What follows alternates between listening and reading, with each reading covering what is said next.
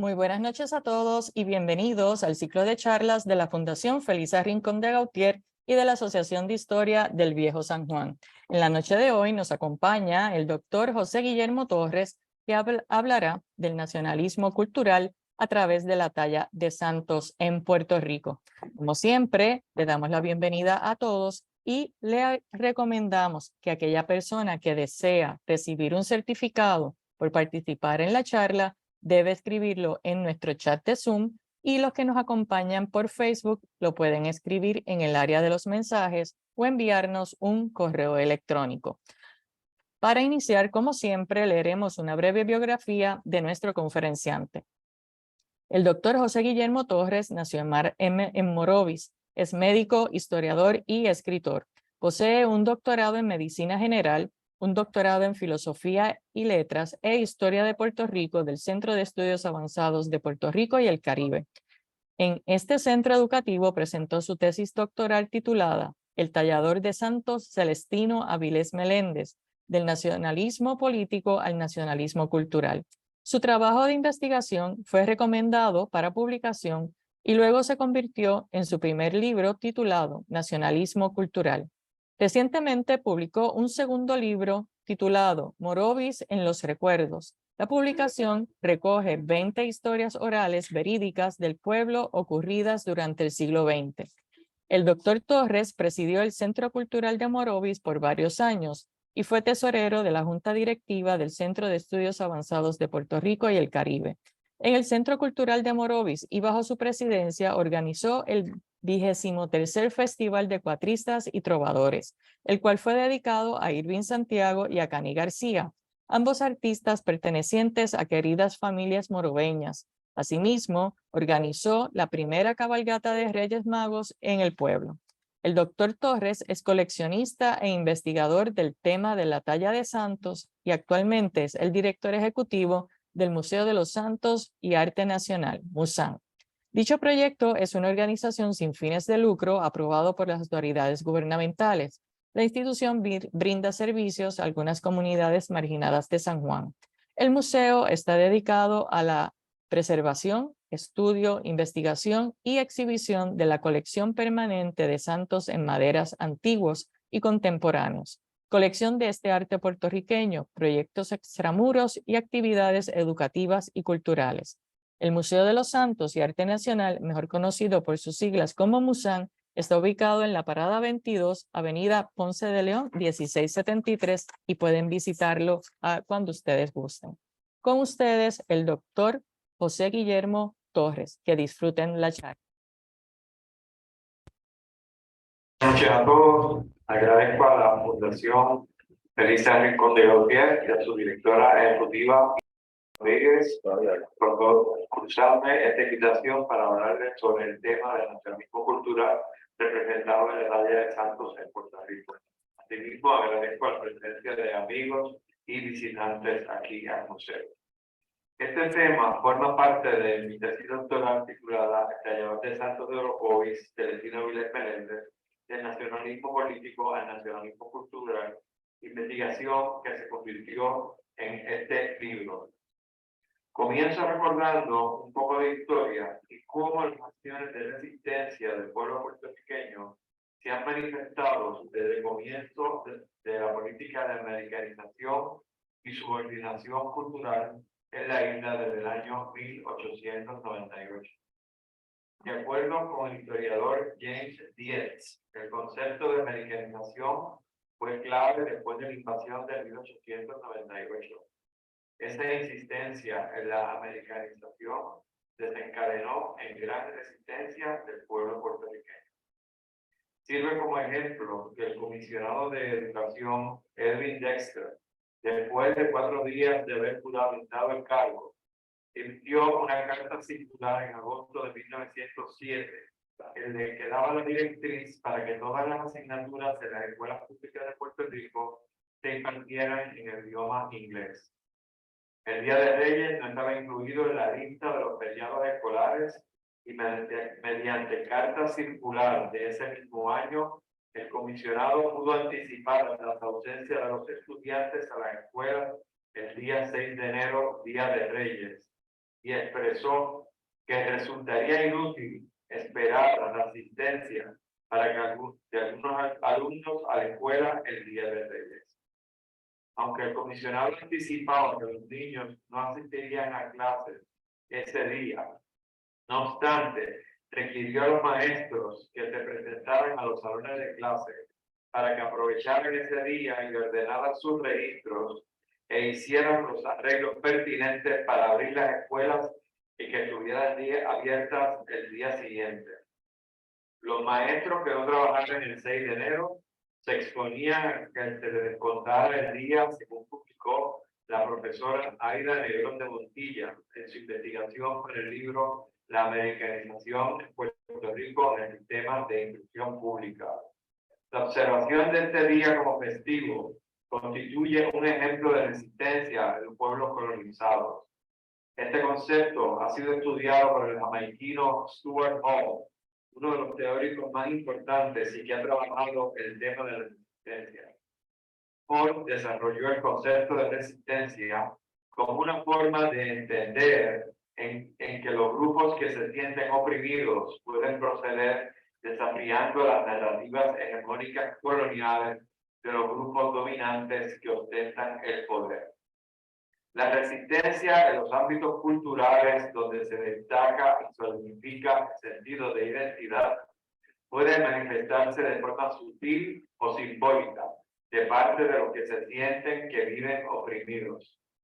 La cultura brinda un marco de referencia para comprender la forma en que esos grupos desafían y polemizan las estructuras de poder. Las formas de resistencia pueden ser individuales, pueden ser colectivas, subversivas, simbólicas o a través de movimientos políticos organizados.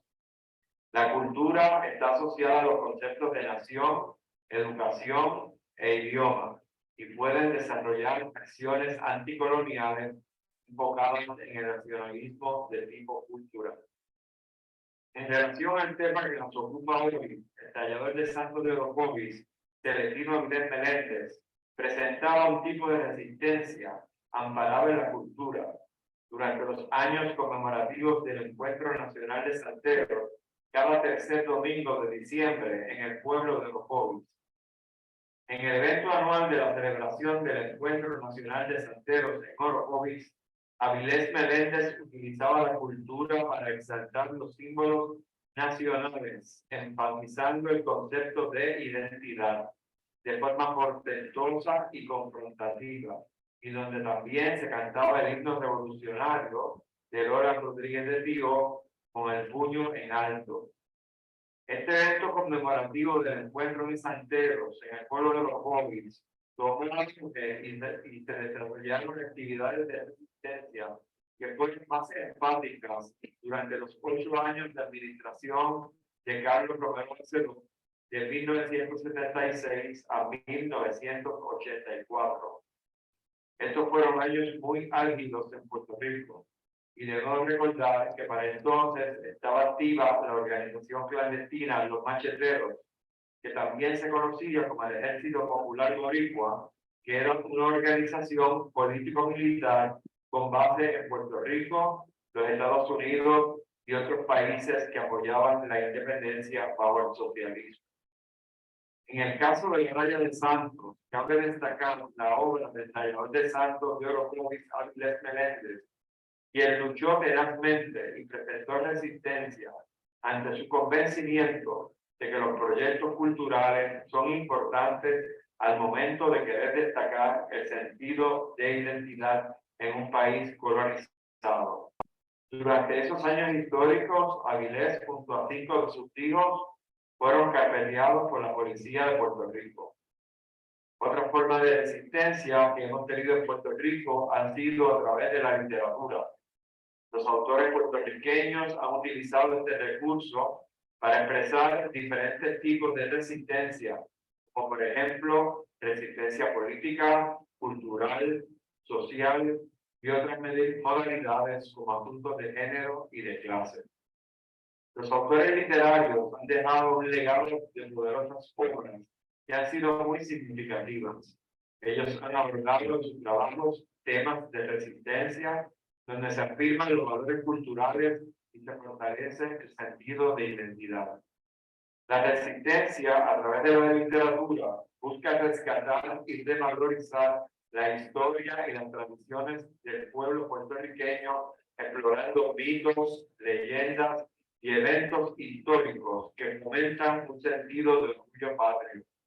Estos temas de resistencia sirven para denunciar y desafiar las normas establecidas. Desde los tiempos de la colonia española, los literatos puertorriqueños han presentado en sus obras temas de protesta y resistencia.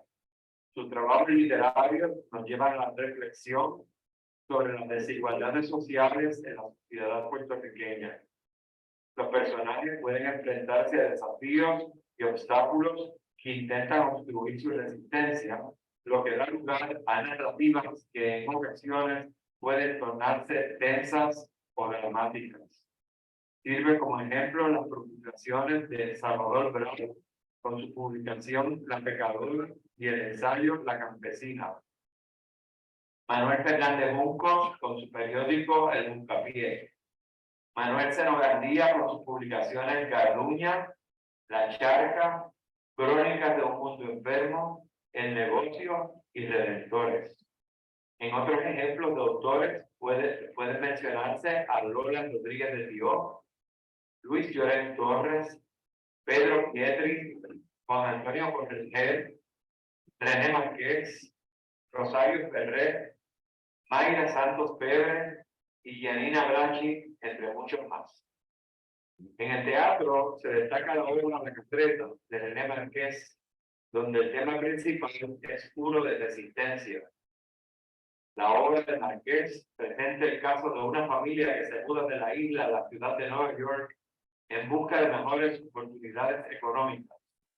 En la gran urbe se confrontan con desafíos y obstáculos y son víctimas de marginalidad y discriminación. En el ámbito político, el nacionalismo desarrollado durante la gobernación de Luis Muñoz Marín constituyó un refugio para el nacionalismo cultural. En la década de 1950 se sentaron las bases para la reafirmación de la puertorriqueñidad. La cultura fue vista como sinónimo de patria-pueblo y como refugio de la nación. El periodo comprendido entre 1940 a 1955 comenzaron los intentos de preservar la memoria colectiva del pueblo. Fue cuando se desarrollaron proyectos arquitectónicos y se rehabilitaron estructuras que estaban abandonadas en zonas históricas. El Departamento de Parques y Recreo Público proveía un tipo de recreación donde se afirmaba la puertorriqueñidad. Las propuestas de Jean María Mendoza crearon la División de Educación a la Comunidad, adscrita al Departamento de Parques y Recreo Público. La División de Educación a la Comunidad creó una sección de cine y comenzaron a proyectarse películas. Los ucranianos Jack e Irene Delano fueron invitados por Muñoz para hacer este trabajo educativo no tradicional, especialmente en los campos de nuestra isla. Ante la falta del reconocimiento de héroes nacionales, se comenzó a destacar la labor de puertorriqueños ilustres. De esta forma, muchos de los residenciales públicos que se iban construyendo se nombraban con nombres de puertorriqueños destacados, como Luis Llorén Torres, Emilio R. Canales, por mencionar algunos de una larga lista. En la proyección de estas películas de educación a la comunidad también se trataban problemas de violencia de género. Sirve como ejemplo la película Modesta. Debo mencionar que este tipo de actividades del programa de educación crearon suspicacia en la Agencia Federal de Investigaciones, FBI, y levantaron gran cantidad de expedientes y carpetas. Una de ellas precisamente a Inés María Mendoza y al propio Instituto de Cultura Puertorriqueña. Catalogaron a doña Inés como peligrosa por sus ideas de desarrollar proyectos educativos no tradicionales como el dibujo, la pintura y la literatura, así como la enseñanza de adultos. Toda esta información está documentada en la Fundación Luis Muñoz Marín. Asimismo, en años posteriores, en la década del 70, se crearon carpetas ante Yabel de Santos, Celestina Vilés, en el pueblo de Los Bobis, y a 4 de sus hijos por los delitos de vender el periódico Claridad y paquinar en algunos lugares del pueblo. En 1952, durante las ceremonias de inauguración del Estado Libre Asociado, se hizo la bandera de Puerto Rico por primera vez de forma oficial. Asimismo, se oficializó el himno La Borinqueña, con la letra que había cambiado en forma de danza Manuel Fernández Juncos en 1901. Vamos a ver ahora un video de la inauguración del Estado Libre Asociado, cuando Luis Muñoz Marín hizo la bandera puertorriqueña por primera vez. Este video es importante, pues desde mi ángulo de visión, aquí comienza de forma simbólica el nacionalismo cultural desarrollado durante la gobernación de Luis Muñoz Marín. Vamos a verlo. El micrófono. El micrófono.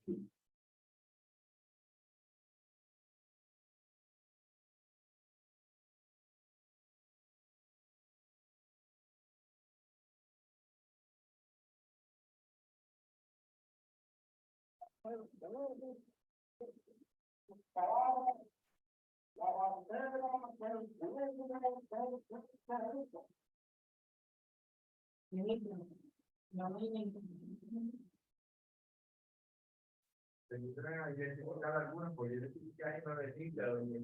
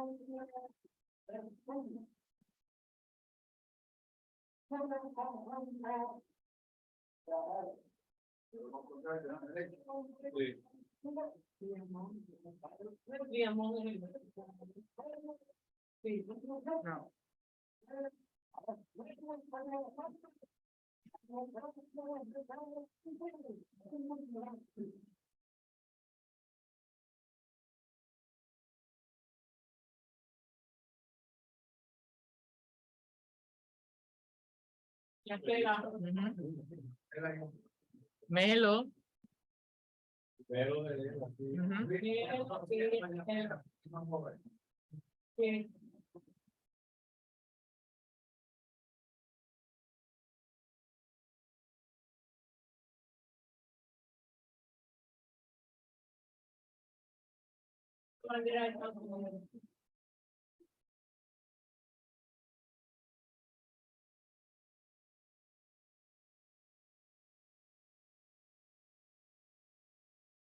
El color azul aquí no es excelente.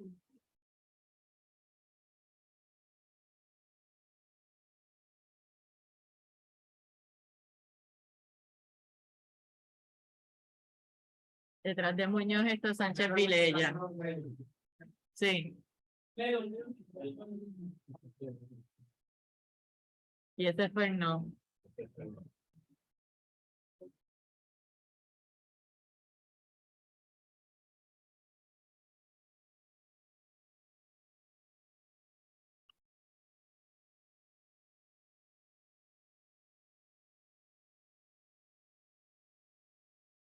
A don Vicente no lo podía reír ni importante.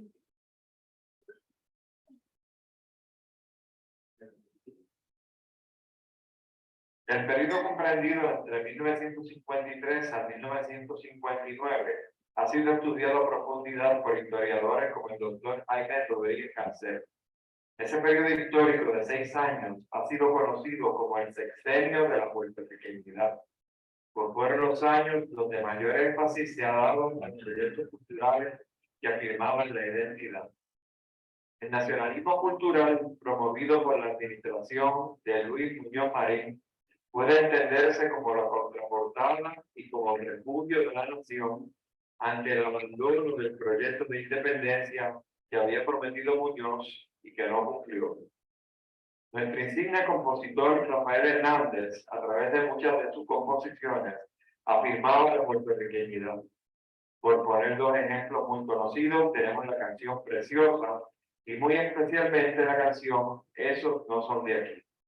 Vamos a ver y escuchar la interpretación de la canción Esos no son de aquí, interpretada por la guitarrera de Oriente, Mirta Silva, la cual enfatiza el nacionalismo cultural y la puertorriqueñidad.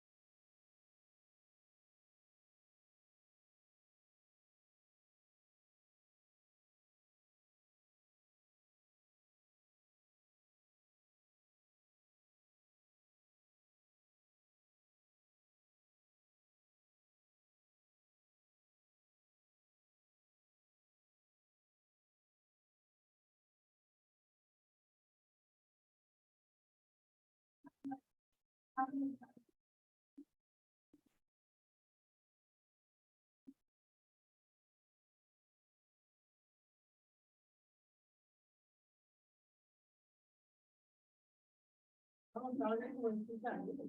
Después le bajó la voz.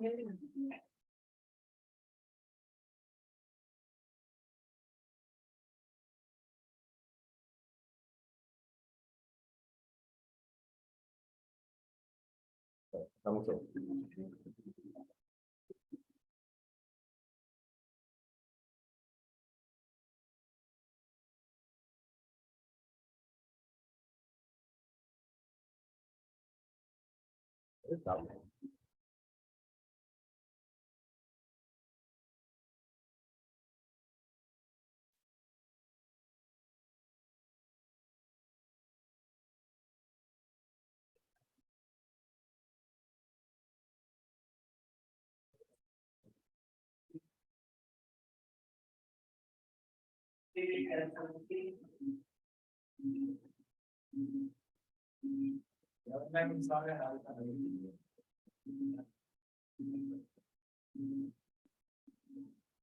Con cantar.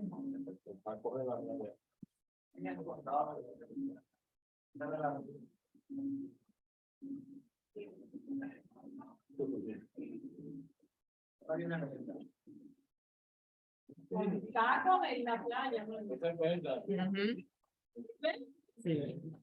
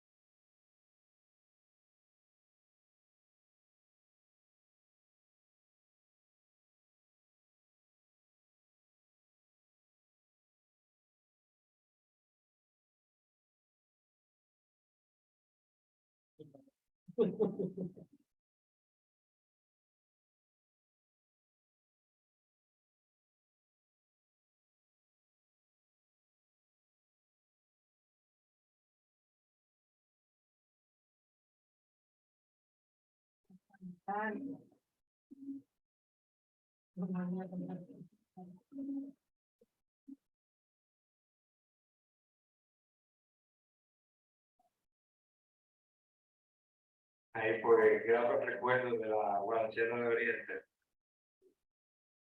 En Silva. En 1955 se fundó el Instituto de Cultura Puertorriqueña, dirigido por Ricardo Alegría Gallardo, que sentó las bases de la puertorriqueñidad con un discurso coherente de tipo identitario. De esta forma, esta generación del 50 fue internalizando un sentido de identidad puertorriqueña. Asimismo, comenzaron a publicarse libros que resultaron ser modelos muy exitosos. El Instituto, por medio de la educación, también dio énfasis al patrimonio artístico. Las artes también comenzaron a divulgarse y además se desarrollaron programas de teatro rodantes por toda la isla. Este tipo de actividades crearon suspicacia en las esferas federales y el propio Instituto de Cultura fue objeto de persecución. De hecho, el Instituto tuvo una carpeta y curiosamente gran parte de la información la proveyó el conductor de auto de don Ricardo Alegría. Algunos otros perseguidos políticos fueron Mirna Báez, Lorenzo Mar, José Alicea y Rafael López del Campo. Todos ellos fueron carpeteados cuando asistieron a una conferencia sobre el grito del Ares. Cada uno de estos artistas se le dio expediente de parte del FBI y la Policía de Puerto Rico. En otra forma de resistencia debemos recordar aquí esta noche que fue en el año de 1950 la Revolución Armada con el ataque al Palacio de Catalina o la Fortaleza a unos pasos de aquí, y que también hubo gran revuelo en el pueblo de Jayuya. Para controlar los resistentes fue necesario activar la Guardia Nacional. Como consecuencia se puso... Bombardear el pueblo de Jayuya. Bombardear, vamos a cambiar el verbo. Como consecuencia se puso en vigor la ley de la mordaza y gran número de puertorriqueños fueron encarcelados. En 1953 ocurrió el tiroteo en el Congreso de los Estados Unidos. Ante toda esta situación, Muñoz se reinventa e intenta neutralizar la mano dura contra los independentistas y desarrolla el nacionalismo del tipo cultural en la década del 50.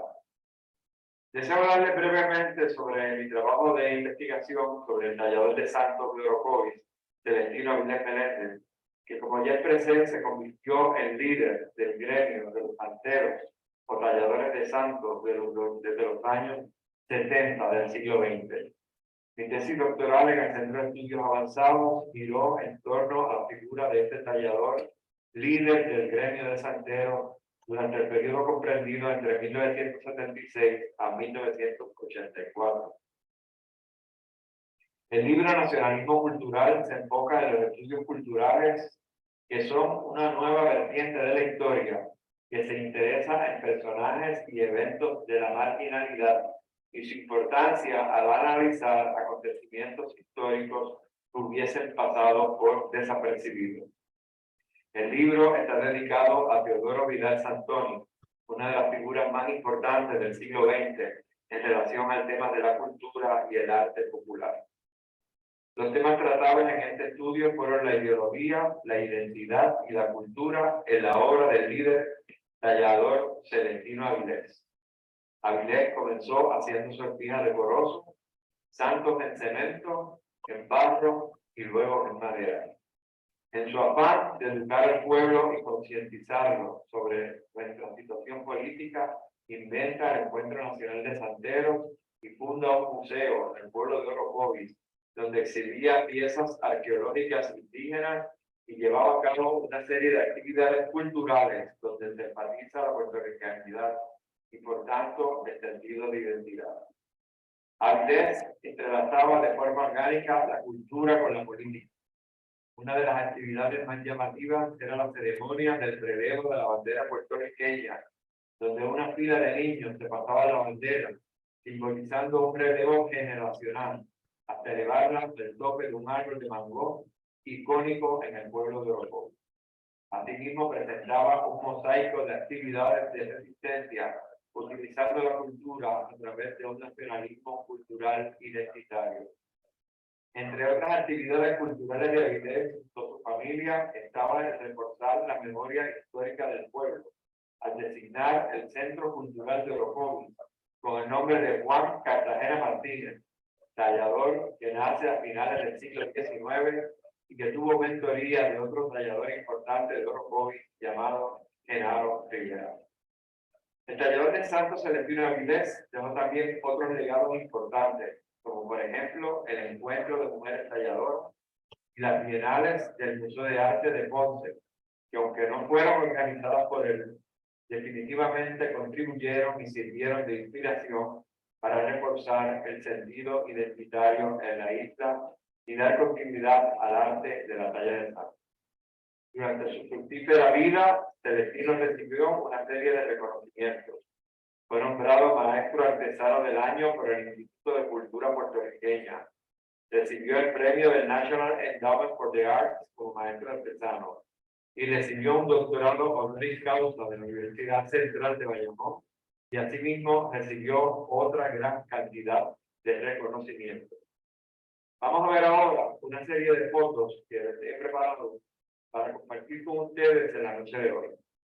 En nuestros días, puedes poner la primera ya, por favor. En nuestros días, la función original del santo como intercesor entre el devoto y el mundo espiritual han perdido en parte su función teológica. En esa toma de tallador Joaquín Rosado podemos observar la bandera puertorriqueña, la bandera del AVE y la bandera de la resistencia. Ya son otro tipo de tallas. No todos los talladores la hacen de esa forma, pero una nueva tendencia que estamos viendo entre los artistas de Nuevo Puño. Esa es reciente, esa la hizo hace como 2 años. La próxima.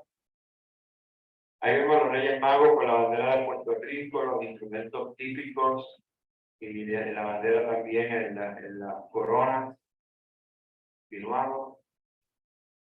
Ahí tenemos a la Virgen de los Reyes con la bandera de Puerto Rico. Próxima. Los Reyes jugando billar, ya en escenas más cotidianas, ¿verdad? Ya estos reyes, pues no los imaginamos presidiendo un altar de una promesa de reyes.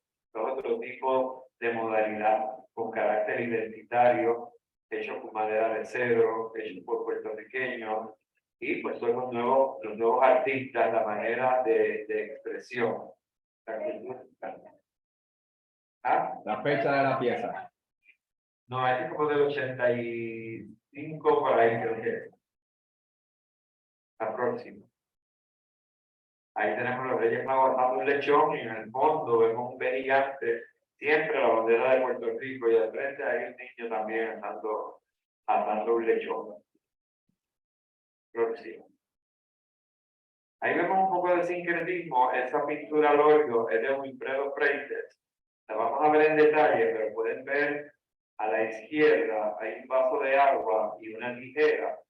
La tijera, ¿verdad? Para cortar las malas influencias, el vaso de agua, que muchas personas creyentes en el espiritismo pues lo ponen para recoger las malas influencias.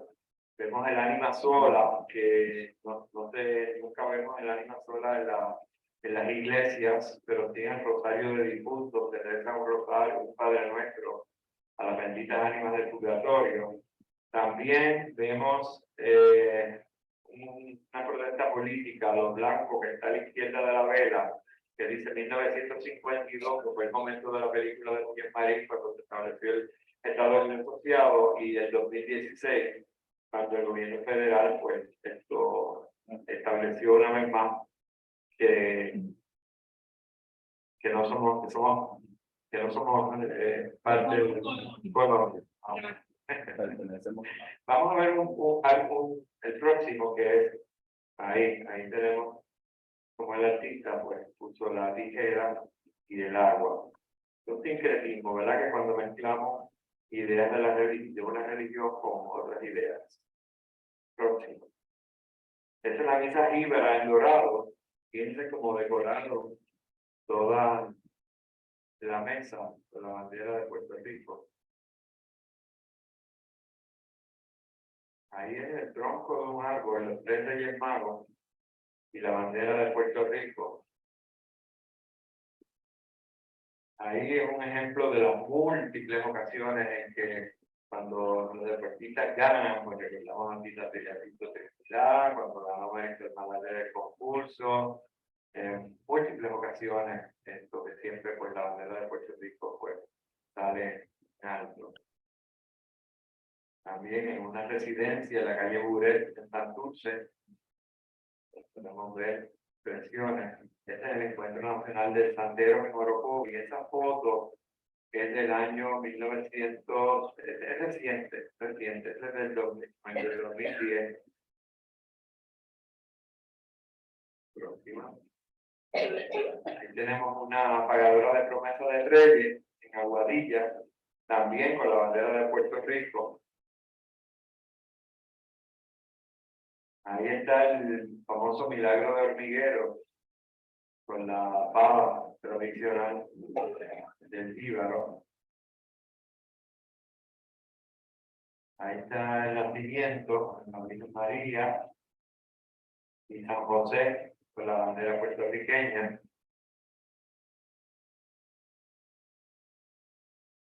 Esa es más fuerte de contenido político. Próxima. Ahí tocando instrumentos musicales. El llamado tocando instrumentos. Este es mi sobrinito. De Ricardo Alegría. Este fue un certamen que se hizo en el Centro de Estudios Avanzados junto a Dorín Colón Camacho, pues tuve la oportunidad de ser jurado. Y esta fue una de las piezas que presentaron los talladores. Don Ricardo Alegría, don Ricardo con la bandera.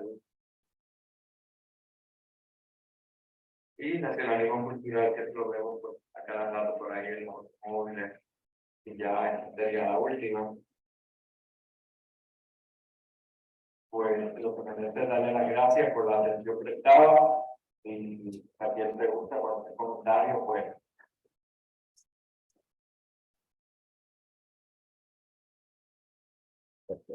Gracias. Cualquier pregunta, cualquier comentario, pues estaré deseoso.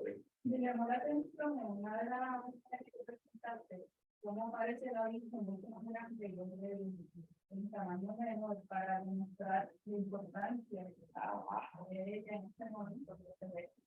Sí, sí, la proporción y también muchas veces poner a la Virgen descalza como símbolo de humildad.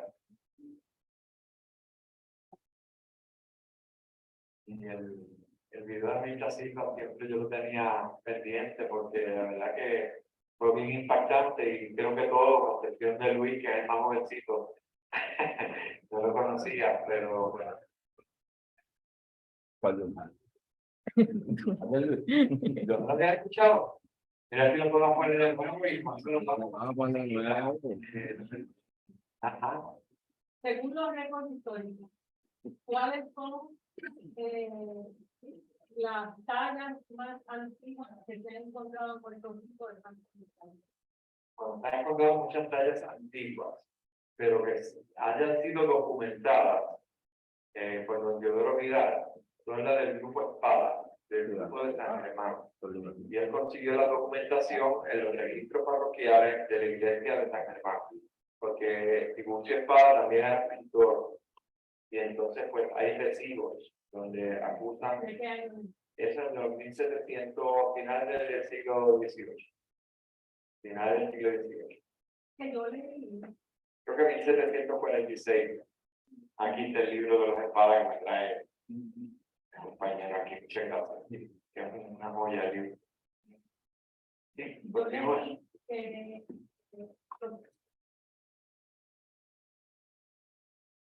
que la tradición de los santos de palo no viene directamente de España, sino que viene de los países. Y se ha encontrado en las distintas indígenas una costumbre que hace el español, que es que en la entrada de la casa hacen un hoyo y encierran un santo de palo que va a ser el conductor de este hogar. Eso se ha documentado que viene de los santos. ¿Sabe algo de eso? Empecé a través de la historia oral, porque un San Antonio que tenemos allá en el museo, lo encontraron debajo de una casa enterrado. Y los indios acostumbraban hacer ceremonias con la yuca. Y no me sorprendería porque cada día pues los historiadores en las revisiones historiográficas pues se dan más cuenta de que los indios en sí no desaparecieron. Yo mismo, mis dientes, mis colmillos son en pala Y mi mamá usted la ve y es una taína. O sea que no desaparecieron. Ani, ajá. ¿Tú también tienes los dientes en pala?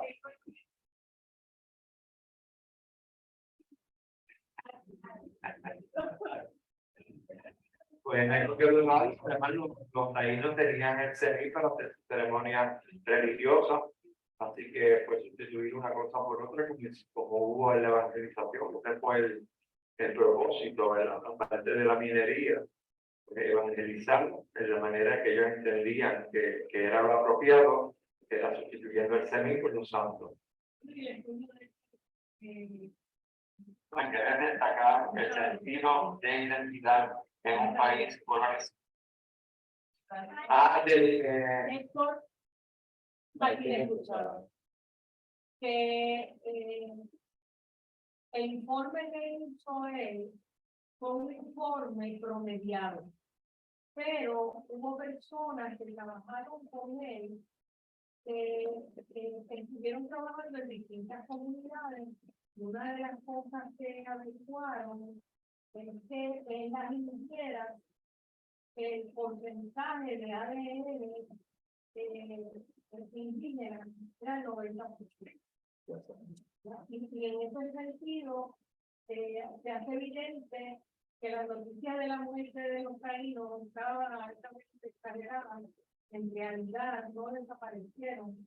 Y los últimos estudios, porque están ahora historiadores sacando información extraordinaria, hay uno de ellos que está haciendo historia oral en las comunidades de la frontera. Ya no me acuerdo el nombre, y una de las cosas que él dice es que cuando le preguntan el apellido de la que él dice que cuando le preguntan el apellido de la familia, dice, bueno, el cura nos puso este apellido, pero en realidad el apellido de nosotros es tal otro, que viene de los...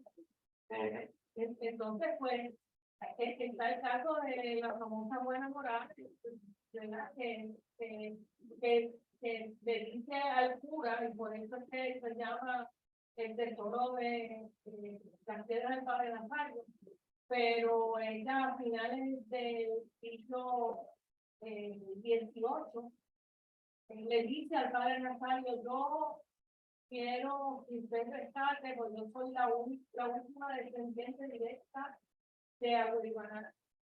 Y yo quiero que usted rescate el tesoro de Agüeybaná, y que no se lo creía. Y cuando él va con promesa de prevención, eran 800 artefactos, ¿no? No, ¿cómo se llama? Las piedras doradas. No.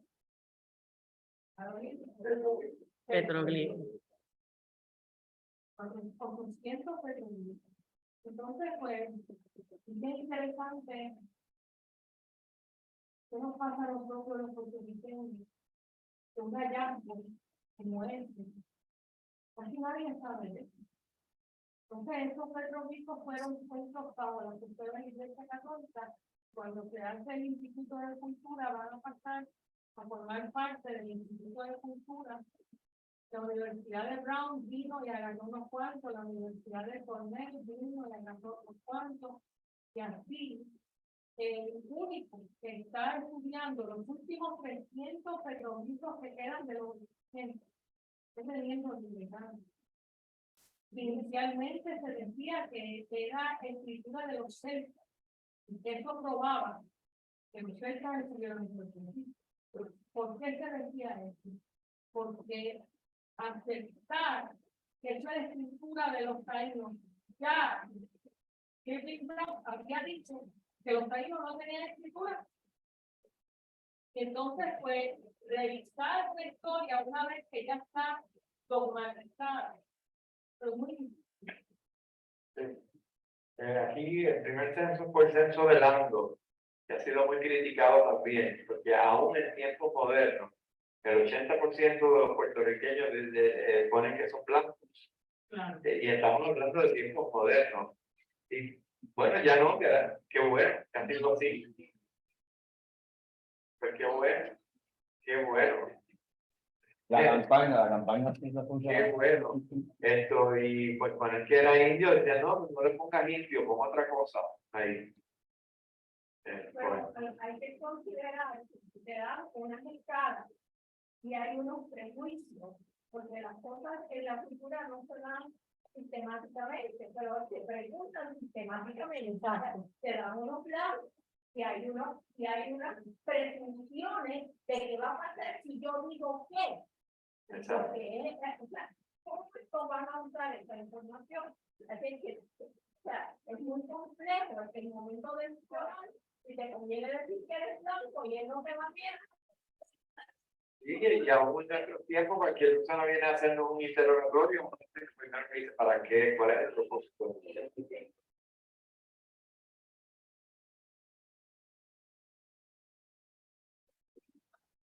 La lluvia. La rubia. Eso lo podemos poner ahorita.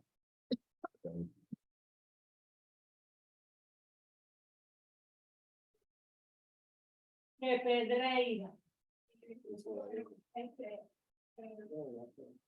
Yo estoy bregando un poco con la ruta del desarrollo de la presencia de los campos en la cultura. Y estudio un poco la cosa de la diferencia entre la ciudad y el campo.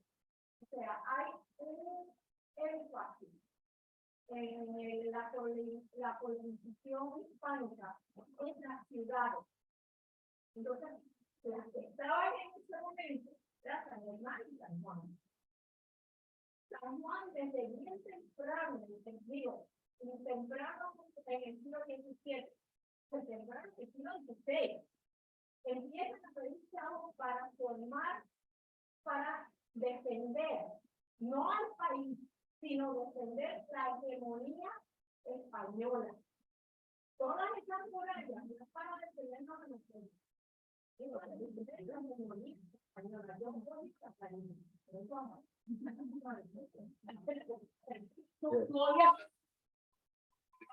La gallina. Porque la gallina tiene un poco de freno. Y no estaba ocupándose de lo que había en el país. ¿Qué es lo que pasa? No solo son buenas o cosas malas. El olvidarse de ese mundo rural que crece a su modo, que eso a su modo incluye mantener lo que esos indígenas donde se pudieron mantener los sinafrones que se cultivaban, los esclavos que lograban quedarse, los españoles que no querían que nadie regara con ellos, que ellos hacían. O sea, se desarrolló en ese momento de esa diferencia, porque incluyendo la diferencia de la creación de los santos, que todos los han estudiado. Pero la diferencia en Puerto Rico entre esa cantidad de santos es simplemente porque la iglesia no podía llegar ni podía diferir. Entonces, las cosas litúrgicas sí se hacían en los pueblos, que la gente iba, lo que se podía decir, iba. Pero el resto se crea una religiosidad que tiene que ver con la sociabilidad del momento. Y entonces la gente usa eso, que después lo critican porque es un momento que se lleva en realidad. Hasta la iglesia misma dice, pero que hacemos muerte con eso, que después el día de compañía, la realidad. Pero eso es lo que crea, ese mundo rural es el que permite que se mezclen. Eso que estaba mencionando de la capacidad de los sitios, obvio. O sea, si hay que callar, pues alguien mantiene esa tradición, no es una cosa ajena. Ni era ajena tampoco para los grupos africanos que llegaron. En África tampoco el tallar era una cosa ajena. Así que eso para mí, esa diferencia entre campo y ciudad es la que da lugar para que se cree todos esos rasgos que ahora nosotros identificamos como identitarios. El bicho por otra isla. Estaba acá en la isla. Y la isla por la afuera. Bueno, la estructura de la puerta que permitía el acceso a la isla es en 98. Tengo el año, pero el escrito lo tengo, es al final del siglo XIX. O sea, La puerta de Santiago. Era una diferencia más además que era políticamente así, porque cuando empieza a perder España todo su poder en Hispanoamérica, lo que le estaba dejando era quién entraba, y estamos en el misma vuelta entre el Atlántico y el Caribe. Así que eso era muy importante en el país. Lo que venía, no lo que había. Eso es muy lentamente junto con los temas que estamos hablando de la identidad. Vamos a la despedida, a la canción. Antes de terminar, siempre damos un minutito a que las personas que nos acompañan en Facebook, si tienen preguntas o comentarios, porque siempre está un poquitito más tarde, deseamos avisarle que la próxima charla será el jueves 7 de septiembre. Estará a cargo de Magali García Ramis y se titula La historia para contarla, una reconstrucción histórica del Viejo San Juan en función de un texto de memorias. La misma será presencial y virtual, así que nos pueden acompañar ese jueves en la Casa Museo a partir de las 7 de la noche. Deseamos agradecerle al doctor José Guillermo Torres que nos haya acompañado y haya brindado esta charla en la noche de hoy, a todos los que nos han acompañado aquí en la Casa Museo y a los que nos acompañan siempre a través de Zoom y de Facebook, le damos también las gracias y les recordamos que la charla permanece grabada en Facebook y los que deseen verla también estará a partir del próximo martes en el canal de YouTube de la Fundación Felisa Rincón de Gautier. Así que muchísimas gracias y muy buenas noches a todos.